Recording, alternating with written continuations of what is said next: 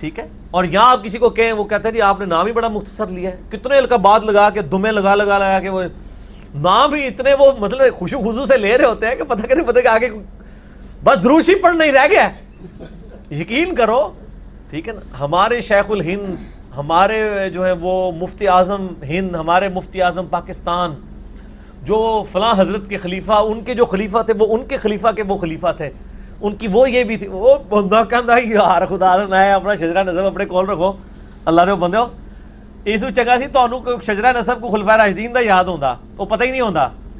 ٹھیک ہو گیا کہ ڈائنامک لائف تھی آپ علیہ السلام کی, صادق اور امین تھے, کامیاب تاجر تھے, مکے کی امیر ترین عورت ان کی بیوی تھی. اچانک کیا ہوا, غار میں چلے گئے اور کھانا باندھ کے لے کے جاتے تھے. آپ کے بزرگ تو کہتے ہیں 10 سال تک بغیر کھائے پیے زندہ ہے, تو نبی علیہ السلام کھانا باندھ کے لے کے جاتے تھے. ہائے ہائے ہائے, پھر مجھے کیوں نہیں کہنے دیتے کہ مرنے سے پہلے مسلمان کر لے اس پہ غور, کتابوں کا خدا اور ہے, بابوں کا خدا اور.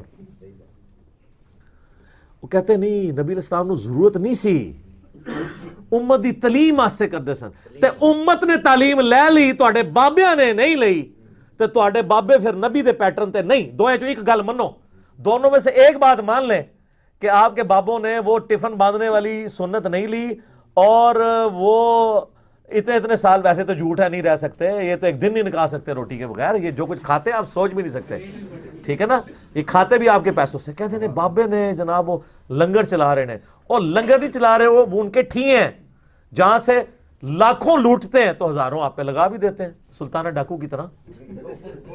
امیر لوگوں سے لوٹا, غریبوں پہ لگا دیا, اور آپ لاکھوں کے دسترخوان, یہاں پہ کئی پراپرٹی ڈیلر ہیں جنہوں نے زمینیں غریبوں کی تھیائی ہوئی ہیں, اور لاکھوں لوگوں کو دسترخوان سے کھانا بھی کھلا رہے ہیں. اللہ کے حضور تو اس کی کوئی ہے. سموسوں کا وقفہ ہے, سموسوں کا وقفہ کتنے رہ گئے؟ 3 سوال. 2 منٹ یار رک جائے, 3 سوال ہو لین دو. ٹھیک ہے, میرے اللہ ہو, انہاں نوں دیو تسی سموسے. سموسا ہاتھ کار وال تے دل یار وال. ٹھیک ہو گیا جی, تے ہاتھ نال سموسا کھائیو, خوشو خوشو نال سموسے بھی نہ وڑ جانا, لیکن تک کے بھی کھانا کدھر کوئی اور شے نہ ہوئے وچ. یہاں تو ایک بھائی ہے, اس دن مجھے جھگڑ رہے کہ جی آپ صوفیاء کے بارے میں کرتے ہیں تو وہ فارمولہ, تو یہ تو کوئی بات نہ ہوئی. فارمولہ تو انہوں نے پڑھا نہیں ہوا. میں نے کہا میں اس لیے دعویٰ کرتا ہوں کہ وہ کہتے ہیں ہمیں اللہ پڑھاتا ہے, اللہ کو تو آتا ہے نا, تو اللہ سکھا دے. اچھا, کہتے نہیں. میں نے کہا چلو یار چھوڑو, جس طرح حضرت ابراہیم علیہ السلام کو وہ نمرود نے کہا تھا نا میں بھی زندہ کرتا ہوں مارتا ہوں, ایک قیدی کو چھوڑ دیا, تو پھر انہوں نے ویل لیفٹ کیا, حالانکہ وہ بھی کہانی کرائی سی نمرود نے. تو انہوں نے کہا کہ اچھا یار چھوڑ اس کو, بتا میرا رب تو مشرق سے سورج نکالتا ہے, تو نے کہا ادھر ہی گونگا ہو گیا. تو میں نے کہا چھوڑ دے اس کو. آپ کے جو حضرت صاحب کشف جانتے ہیں نا, مجھے نماز جو ہے نا ترجمے کے ساتھ سناتے ہیں, کہتے نہیں آتی. تو میں کہ پھر میں کس چیز کا بزرگ بنا, نماز بھی ترجمے نہ نہیں آتی, اور ترجمے سے اور تجوید سے سنا دے. کہتے نہیں یہ نہیں سنا سکتے, یہ فیلڈ ہی کچھ اور ہے. میں نے کہا نماز ہی نہیں ہے, پھر یہی تو ہم کہتے ہیں پھر یہ دین تصوف ہے, دین اسلام نہیں ہے. اگر نبی علیہ السلام, ابھی تو میں نے گرین اور بلو کارڈ کا تو ذکر ہی نہیں کیا, وہ تو نا جو نماز روزانہ پڑھنی ہوتی ہے, ورنہ تو میں کہا صبح شام کے آپ وہ 27 اذکار سنائیں, فرض نماز کے بعد کے 17 اذکار سنائیں ترجمے سے. اس سے بڑی بات میں کہتا ہوں, یہ میں کارڈ ان کے سامنے رکھوں نا, یہ تجوید کے ساتھ ان کے بزرگ پڑھ کے بتا دے, نہیں پڑھ سکتے. اے بیٹے انہوں نے یاد کی ہوئی ہیں, وہ کدھر پڑھ سکتے ہیں اس کو. تو جو بندہ کہتا ہے میں نبی علیہ السلام کے قدموں تک پہنچا ہوا ہوں, اچھا کہتے ہیں جی جو نبی کے رنگ میں ڈھال جاتا ہے نا, ہر چیز نبی والی اس کے اوپر آ جاتی ہے. اور وہ آتی کیا ہے, وہ داڑھی, پگڑی, مسواک اور شلوار ٹخنوں سے اوپر کرنا. تو نبی کی جو زبان ہے عربی, جس میں وہ آپ کو دین سکھا کے گئے ہیں, وہ کیوں نہیں آپ کو آتی؟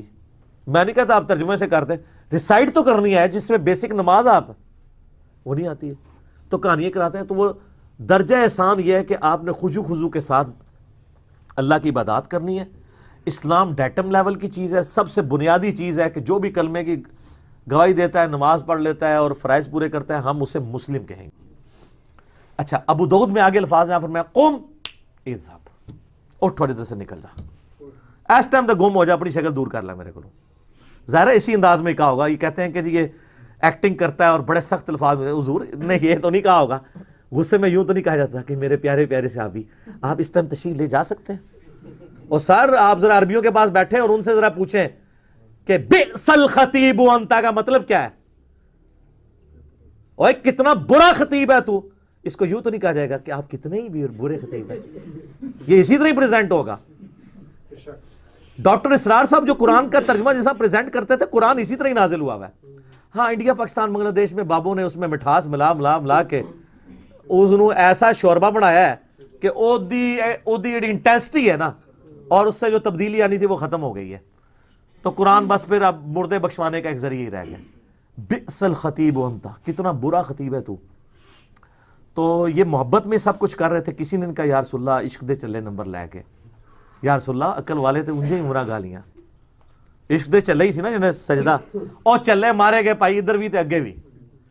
قرآن تو کہتا ہے عقل والے نمبر لے گئے۔ نبی علیہ السلام کو جو دعا قرآن میں سکھائی گئی ہے وہ کیا ہے؟ اللہ میرے عشق میں اضافہ کر دے، نہیں، اور رب زدنی علما، اے اللہ میرے علم۔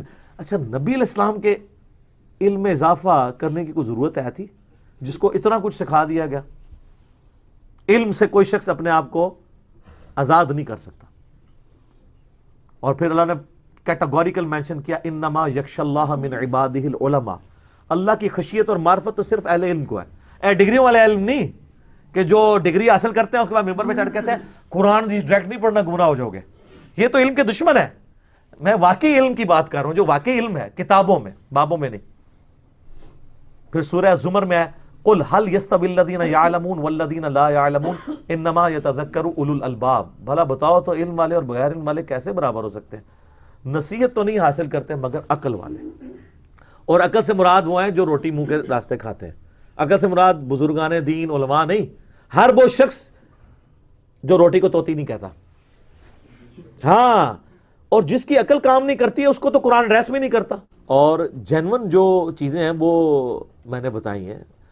اگر آپ کو زیادہ شوق ہے تو ابو ذر غفاری والا میرا کلپ دیکھ لیں، ایک لائف چینجنگ گفتگو والا کلپ، اور کئی کلپ ہیں صحابہ کرام کی بایوگرافی پہ، جتنے میرے کلپس ہیں آپ اگر دیکھیں تو آپ، لیکن وہ آنسو آنا اس بات کی دلیل نہیں ہوں گے کہ میں جو بھی کہہ رہا ہوں وہ صحیح کہہ رہا ہوں گا، دلیل پھر بھی کتاب و سنت ہی ہوگی۔ یہ بات سمجھ لیں، کسی کی بات سن کے دل کو اچھا لگ جانا اور آنکھوں میں آنسو آ جانا یہ اس چیز کی دلیل نہیں ہے۔ انہی کہانیوں کی وجہ سے ابھی تک لوگ جو ہے نا وہ برائی کو لے کے چل رہے ہیں، فلاں بندہ اتنا روتا ہے، فلاں بندے کی شکل بڑی نورانی ہے۔ سر صحیح مسلم حدیث ہے اللہ تعالیٰ تمہاری شکلوں اور مال کو نہیں دیکھتا، دلوں اور اعمال کو دیکھتا ہے۔ اب دل کس کا کوئی جج کر سکتا ہے؟ اب مجھے بتائیں، ایک بڑے خوبصورت حضرت صاحب ہوں، خوبصورت داڑھی پگڑی، بات بات پہ آنکھوں میں آنسو آ جاتے ہوں، اور آپ ان سے دودھ لینے جائیں ان کی دکان پہ، وہ پانی ملا کے آپ کو دیں اور اس میں سے چھوٹے چھوٹے 2 مینڈک بھی نکل آئیں، تو آپ کو ساری بزرگی بھول جائے گی کیونکہ وہ دنیا کا نقصان ہوا۔ اور آپ جائیں کہ یہ دودھ جعلی تھا اور آگے سے وہ آپ کو کہے کہ یار شرم نہیں آتی تمہیں، مطلب حضرت صاحب پہ الزام لگا رہے ہو، آپ کو کہ لعنت بھیجتا ہوں ایسے حضرت کے اوپر، لبادہ اڑا ہوا ہے۔ تو یہ لعنتیں تو آپ سارے بھیج رہے ہیں، ٹھیک ہے، لیکن اپنے مطلب کی خاطر۔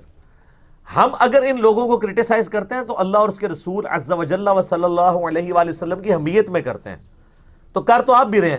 پھر آپ کو داڑھی پگڑی نہیں نظر آئے گی کہ یار وہ اتنے بڑے بزرگ ہیں، دنیا کا نقصان کر دیں آپ کہیں کہ میں اس کو ننگا کروں گا، لبادہ اڑا ہوا ہے، اور حالانکہ آپ خود جس کو دین میں فالو کر رہے ہوں گے اس نے بھی آپ کے ساتھ یہی کام ڈالا ہوگا، لیکن وہ آپ کو مرنے کے بعد پتہ چلے گا۔ لہٰذا آپ ہماری ریکویسٹ مان لیں، کیا کہ مرنے سے پہلے ہے مسلمان، کر لے اس پہ غور، کتابوں کا خدا اور ہے، بابوں کا خدا اور۔ پھر ایک دن آئے گا کہ تم جھوم کر کہو گے کہ نہ میں وہابی، نہ میں بابی، میں ہوں مسلم، علمی کتابی۔ ٹھیک ہوگا جی۔ سورۃ القمر میں 4 دفعہ آیا وَلَقَدْ يَسَّرْنَا الْقُرْآنَ لِلذِّكْرِ فَهَلْ مِن مُدَّكِرٍ، قرآن نصیحت کے لیے ہم نے آسان کر دیا ہے کوئی نصیحت حاصل کرنے والا؟ نصیحت کے لیے، باقی اس کے سائنٹیفک فیکٹس پہ جائیں تو سر مولویوں تو سائنس آمدی بھی نہیں، سائنس دے سپیلنگ بھی نہیں آمدے۔ قرآن کا مقصد بھی نصیحت ہے، باقی تو آپ کا انٹرسٹ ہے جتنا مرضی، نصیحت کے لیے آسان ہے۔ لیکن وہ فضائل اعمال میں لکھا ہوا سر کہ جی قرآن کی تفسیر کے لیے 15 علوم چاہیے،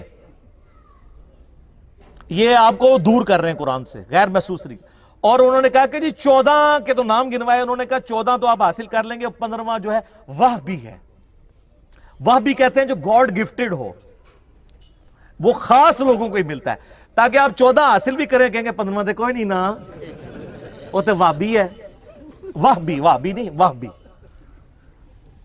کتنی دشمنی، اس پہ ترا یہ کہ پھر باقاعدہ ایک خواب لکھا کہ امام احمد، یہ فضائل اعمال میں سر لکھا ہوا ہے کہ امام احمد بن حنبل رحمۃ اللہ علیہ نے خواب میں اللہ کی زیارت کی. جھوٹ. بازید بستامی کے بارے میں کشف المحجوب میں لکھا ہے کہ انہوں نے اللہ کی زیارت کی ڈائریکٹ. اور تذکرۃ الاولیاء میں لکھا ہے معراج کی رات انہوں نے بھی معراج کی اور اللہ کو ڈائریکٹ دیکھا. ادھر تھوڑی شرم آئی، انہوں نے ایک سٹیپ نیچے لے آئے، خواب میں دیکھا. سر یہ خواب والا پیکج موسیٰ علیہ السلام کو آفر کیوں نہیں ہوا تھا؟ سورۃ الاعراف کی آیت نمبر 143 ہے، حضرت موسیٰ علیہ السلام اللہ کے لاڈلے ترین 5 پیغمبروں میں سے ہیں، اولو العزم پیغمبروں میں سے ایک. کہنے یا اللہ تجھے دیکھنا چاہتا ہوں. اللہ نے فرمایا تو نہیں مجھے دیکھ سکتا، بلکہ پہاڑ کی طرف دیکھ، اگر یہ قائم رہا تو سمجھ لینا تو بھی دیکھ سکتا ہے. اور وہ جل کر راکھ ہو گیا پہاڑ، اور موسیٰ علیہ السلام انڈائریکٹلی اس کے ایفیکٹ کی وجہ سے بے ہوش ہو گئے. لن ترانی، تو مجھے نہیں دیکھ سکتا. تو اللہ تعالیٰ کہہ سکتا تھا کہ بعد میں نے احمد بن حنبل کو خواب میں زیارت کرانی ہے، تو موسیٰ پھر خواب والا پیکج، میں کہتا ہوں آج بھی کہتا ہوں موسیٰ علیہ السلام کو خواب والا پیکج آفر ہوتا نا وہ لے لیتے.